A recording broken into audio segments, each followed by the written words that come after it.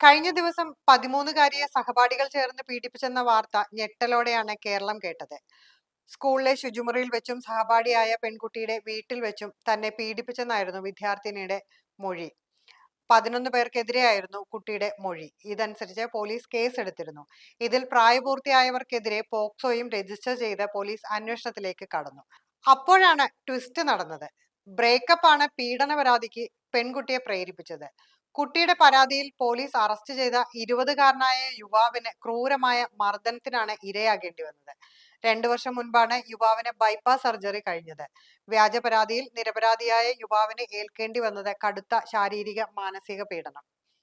കുട്ടികൾ ഇത്തരത്തിലുള്ള ആരോപണം ഉന്നയിച്ചത് കൊണ്ട് മാത്രം പോക്സോ കേസിൽ പ്രതി കുറ്റക്കാരനായി അനുമാനിച്ച് നടപടി പാടില്ലെന്ന് സുപ്രീം കോടതി നേരത്തെ വ്യക്തമാക്കിയിട്ടുണ്ട്. കേസിലെ അടിസ്ഥാന കാര്യങ്ങൾ പ്രോസിക്യൂഷൻ തെളിയിക്കുകയോ കുട്ടിയുടെ മൊഴി വസ്തുതാപരമെന്ന് ബോധ്യപ്പെടുകയോ ചെയ്യണം.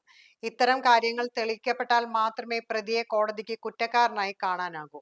ഇക്കാര്യം വ്യക്തമാക്കുന്ന പോക്സോ നിയമത്തിലെ 29-ാം വകുപ്പ് വ്യാഖ്യാനിച്ച കോടതി ഇത് അന്ധമായി ഉപയോഗിക്കരുതെന്നും വ്യക്തമാക്കിയിരുന്നു. ലൈംഗികാതിക്രമണങ്ങളിൽ നിന്നും ചൂഷണങ്ങളിൽ നിന്നും കുട്ടികളെ സംരക്ഷിക്കുന്നതിനുള്ള നിയമവ്യവസ്ഥകൾ ശക്തിപ്പെടുത്തുന്നതിന്റെ ഭാഗമായി 2012 നവംബർ 14-നാണ് പോക്സോ നിയമം പ്രാബല്യത്തിൽ വന്നത്.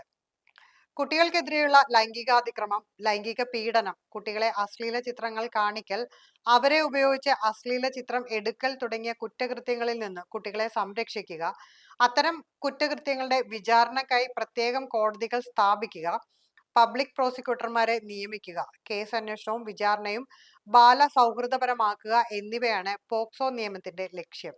പോക്സോ നിയമത്തിലെ സെക്ഷൻ 4 പ്രകാരം കുട്ടികൾക്കെതിരെ ലൈംഗികാതിക്രമണം ഉണ്ടായാൽ 10 വർഷത്തിൽ കുറയാത്ത ജീവപര്യന്തം വരെ തടവും പിഴയും ശിക്ഷ ലഭിക്കുന്ന കുറ്റമാണ്. കുട്ടിയെ ലൈംഗിക പീഡനത്തിന് ഇരയാക്കിയാൽ അത് 20 വർഷം മുതൽ ജീവപര്യന്തം വരെ തടവ് ശിക്ഷയും കൂടാതെ പിഴയും. അശ്ലീല കാര്യങ്ങൾക്കായി കുട്ടിയെ ഉപയോഗിച്ചാൽ 5 വർഷത്തിൽ കുറയാത്ത തടവും പിഴയും. കുറ്റം ആവർത്തിച്ചാൽ 7 വർഷത്തിൽ കുറയാത്ത തടവും പിഴയും ലഭിക്കും. കുട്ടി ഉൾപ്പെടുന്ന അശ്ലീല സാമഗ്രികൾ സൂക്ഷിക്കുന്നതിനെക്കുറിച്ചും അതിനുള്ള ശിക്ഷയെക്കുറിച്ചും പ്രതിപാദിക്കുന്നത് 15-ാം വകുപ്പിലാണ്. വാണിജ്യ ആവശ്യങ്ങൾക്കായി കുട്ടി ഉൾപ്പെട്ട അശ്ലീല സാമഗ്രികൾ സൂക്ഷിക്കുകയോ കൈവശം വെക്കുകയോ ചെയ്താൽ ആദ്യത്തെ കുറ്റകൃത്യത്തിന് 3 മുതൽ 5 വർഷം വരെ തടവും പിഴയുമാണ് ശിക്ഷ. കുറ്റം ആവർത്തിച്ചാൽ 5 മുതൽ 7 വർഷം വരെ തടവും പിഴയും ലഭിക്കും. പോലീസ് അന്വേഷണത്തിൽ പരാതി വ്യാജമെന്ന് കണ്ടെത്തിയാൽ പരാതി നൽകുന്നയാൾക്കെതിരെ ഇന്ത്യൻ നിയമപ്രകാരം വ്യാജ വിവരം നൽകൽ, തെറ്റായ കുറ്റാരോപണം, വ്യാജ തെളിവ് സൃഷ്ടിക്കൽ തുടങ്ങിയ കുറ്റകൃത്യങ്ങൾ ചുമത്തി നിയമ നടപടി സ്വീകരിക്കാം. പോക്സോ നിയമത്തിലെ വകുപ്പ് 22 പ്രകാരം ലൈംഗിക അതിക്രമണം നടത്തിയെന്ന ഒരു വ്യക്തിക്കെതിരെ വ്യാജ പരാതി നൽകുന്നത് 6 മാസം വരെയുള്ള തടവും പിഴയും അല്ലെങ്കിൽ രണ്ടും ലഭിക്കാവുന്ന കുറ്റമാണ്. ലൈംഗിക പീഡനം സംബന്ധിച്ച പരാതി ലഭിച്ചാൽ പോലീസിന്റെ നടപടിക്രമം ഇങ്ങനെയാണ്. മറ്റു പരാതികളിലേതുപോലെ ഉടൻ FIR രജിസ്റ്റർ ചെയ്യും. പരാതിയുടെ അടിസ്ഥാനത്തിൽ പ്രതികളുടെ പേരു വിവരങ്ങളും രേഖപ്പെടുത്തും. പരാതിക്കാരിയെ ഉടൻ മെഡിക്കൽ പരിശോധനയ്ക്ക് വിധേയയാക്കും. സ്റ്റേഷന് ഏറ്റവും അടുത്തുള്ള ജില്ലാ ആശുപത്രിയിലായിരിക്കും പരിശോധന നടത്തുക. വൈദ്യപരിശോധനയ്ക്ക് പരാതിക്കാരിയുടെ രേഖാമൂലമുള്ള അനുമതി നിർബന്ധമാണ്.